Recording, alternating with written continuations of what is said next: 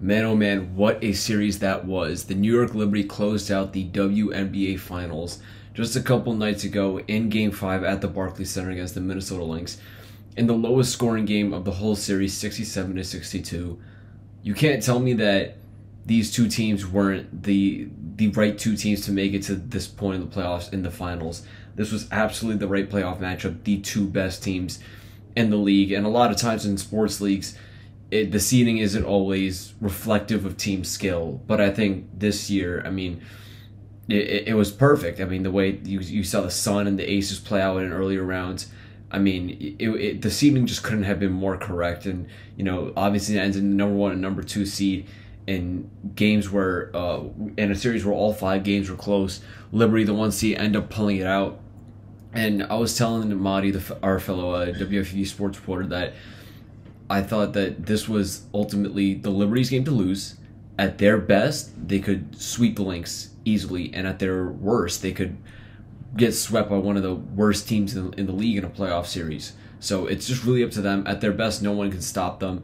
It's just the Lynx are more consistent than they are, and that held true in this game. I also said to Marty that I had a gut instinct that the Liberty were going to pull out this game, and even when the game was getting into the late seconds and the Liberty were down 2 with Stewie at the line and the game going to OT, I never really sweated it too much. Somehow I just had that guttural feeling that the Liberty would pull it off, and I was never really so nervous even though the Liberty were down early in the game.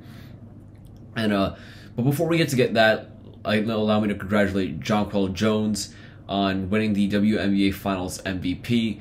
Great accomplishment for her. She definitely pulled through this entire series, and in times when Brianna Stewart and Sabrina Ionescu struggled, she was the one consistent player that was always there. She lit it up actually in Game 4, especially from outside. Unfortunately, they did not win that game, but they were able to close it out in this last game. But, let me talk about some differences in this game from the last few. The Minnesota Lynx took an early lead. That was, compared to Game 1 and Game 2, the Liberty were the ones jumping out to the early double-digit lead. This game was complete opposite. And another complete opposite was that in those 2 games, it was just a scoring fest. Like, there wasn't a lot of good defense being played. In this game, though, scoring was very hard to come by, and actually there was parts of the game where the Liberty were shooting under 30%, the Minnesota Lynx were shooting in the 30s in terms of percentage. And at one point, I think the Liberty they had made 0 threes and had missed, the amount of threes they missed were in double digits.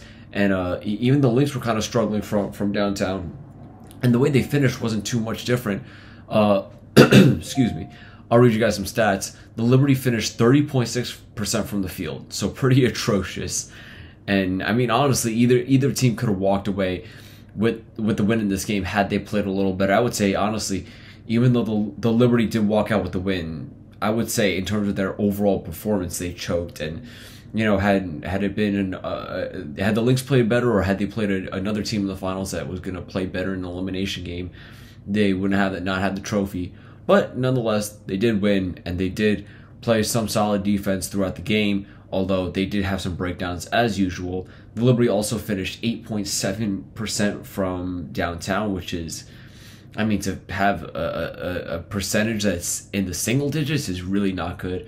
The Lynx on the other side, 37.1% field goal percentage and 15.8 3-point percentage to end the game. So not great on their part either. And as I mentioned earlier, the Lynx took the early lead, but the Liberty were able to climb back into this game, and then it ended up being pretty much close throughout. No team ever really pulled away. I don't think there was any really significant leads once the Liberty were back into the game. I would say, unless we would call a 5-point lead in OT significant. But anyway, the Liberty did climb back into the game, and then with 5 seconds left on the clock, Stewie, actually, let me backtrack a little bit. Stewie did miss 2 free throws to tie the game when it was 60-58. She had a trip to the stripe, missed both, and then the Lynx failed to score, and then the Liberty failed to score, but Stewie ended up at the line again, and then that was with 5 seconds left. She ended up sinking both to send the game to OT, so, big time clutch free throws, she made them, and she was actually telling us post-game that because there was a timeout called by the Lynx, obviously, to try to throw Stewie off for those last free throws. She went up to Coach Sandy Brindello and said, I'm going to make these. And Coach Sandy said that she prayed because, obviously Stewie missed the previous two. And she said the prayers worked because obviously Stewie sank those 2 free throws, sent the game to OT. And then Leonie Fibish opened the OT scoring with a 3-ball. And Coach also said after the game, Coach Sandy, that she said that once Leo hit that 3, she was confident that they were going to win because the team that strikes first in OT usually wins.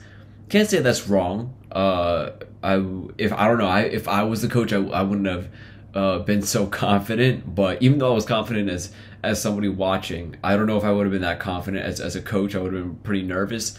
But on the other side, in the post game, Coach Cheryl Reeve of the Minnesota Lynx wasn't exactly happy with the free throw discrepancy and the foul shots. She specifically pointed to the play that sent the play that sent Breanna Stewart to the line late in the game. She said it wasn't a foul. From the stands, initially it looked like the arms were coming down, so Stewie should have gone to the line. But then if you really look at the replay, Stewie was never actually hit on the shot by those arms coming down, which meant that it probably wasn't a foul. However, there were discussions about, because Coach Cheryl Reeve also mentioned that Coach Sandy asked for more fair refereeing in the previous game that the Lynx won. So there's been a lot of debate online ever since the game ended, also about the officiating in the series. But Coach Cheryl Reeve went as far to say that that H, and you can finish the word, was stolen from us, referring to the WNBA championship. She said that to us. Nafisa Collier, she ended up fouling out in OT. She ended up picking up 5 before the end of regulation. Bridget Carlton had 5. All the other starters had 3. So obviously, Cheryl Reeve pointed to that as evidence of why she thought the officiating was unfair. And in this last game, Jonquel Jones, I just have to go back to her again, really pulled through when Breanna Stewart did not, and Sabrina Ionescu definitely did not. I've spoken about that plenty throughout the season. Sabrina was 1 for 19 from the field and 1 for 10 from 3. Breanna Stewart had 13 points, yes, but she was 4 for 15 from the field.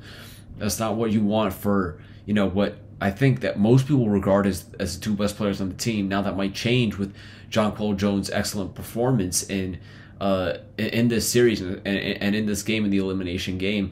But another player that stepped up definitely for the Liberty was Nyara Sabally. Coach Sandy mentioned in the post game that she told the team at halftime that she was considering throwing in a big lineup. She'd been thinking about it all day, and she did that with Nyara Sabally, and she came in huge, and 5 for 7 from the field, and she had 13 points. I think that was a big difference. Without her performance, the Liberty don't win that championship.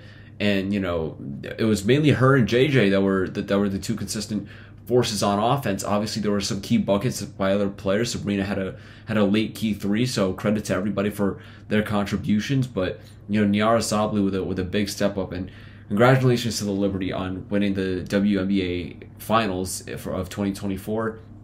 Initially, I thought that this was the first New York Sports Championship since the Giants in early 2012 in the 2011 to 12 season in Super Bowl 46. Apparently, I stand corrected.